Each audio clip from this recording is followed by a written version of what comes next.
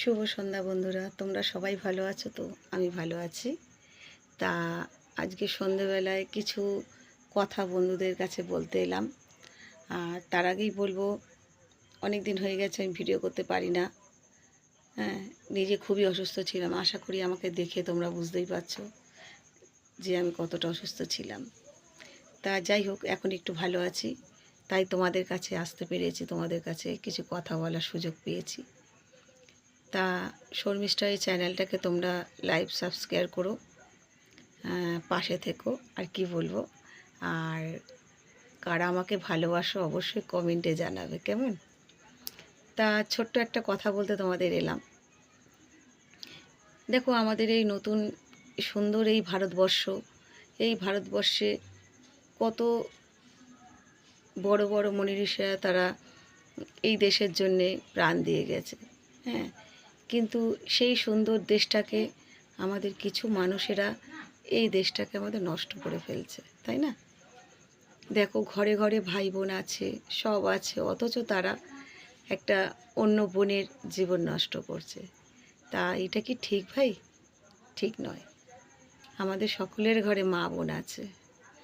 মা বোনকে সম্মান করতে শেখো, ভালোবাসতে শেখো। তা কাউকে কষ্ট দিও না, এটাই আমার বলার। আর দ্বিতীয়ত হচ্ছে, একটা মেয়ে যখন একটা ছেলেকে ভালোবাসে, কত আশা নিয়ে সে ভালোবাসে যে সে শ্বশুরবাড়ি যাবে, শ্বশুর শাশুড়ি সবাইকে নিয়ে সংসার করবে, কত আশা নিয়ে, কত স্বপ্ন নিয়ে তবে সে একটা ছেলেকে ভালোবাসে। আর সে ছেলেটাও লোভ দেখিয়ে তাকে নিয়ে যায় যে তোমাকে আমি ভালো রাখবো, সুখে রাখবো। আর সেই মেয়েটাও অসহায়, সেও সেই আশায় প্রলোভনে পড়ে যায়। হ্যাঁ, যে আমাকে বোধহয় কতই না ভালো রাখবে। কিন্তু ভালোবাসা তো একটা নেশা, না? তা মেয়েদের ওটাই মনে করে যে এরা হাতের খেলনা, যখন ভালো লাগবে ভালোবাসবে, যখন ভালো লাগবে না ছুঁড়ে ফেলে দেবে।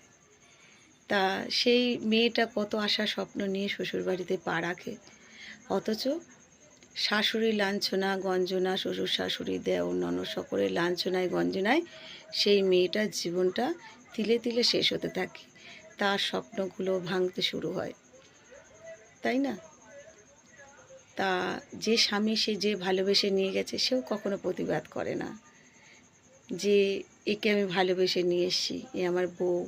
আমার বাবা মাকে সুখে রাখার যেমন দায়িত্ব, আমার বউকেও সুখে রাখার আমার দায়িত্ব। এগুলো তখন তারা ভুলে যায়। কিছুদিন বউকে ভালো লাগে, যে একটু পুরাতন হয়ে যায়, যেন পুরাতন আসবাবপত্রের মতো সে ঘরের এক কোণে পড়ে থাকে। কেন ভাই, কেন বোন, কেন মায়েরা, তোমরা বলো, এরম কেন হয়?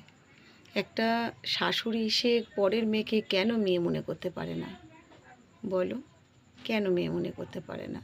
সে যদি সর্বস্ব ছেড়ে বাপের বাড়ি থেকে শ্বশুর বাড়িতে এসে সবাইকে মানিয়ে গুছিয়ে নিয়ে চলতে পারে, তবে সে শাশুড়িও কেন পারে না তাকে মেয়ের মতো করে ভালোবাসতে?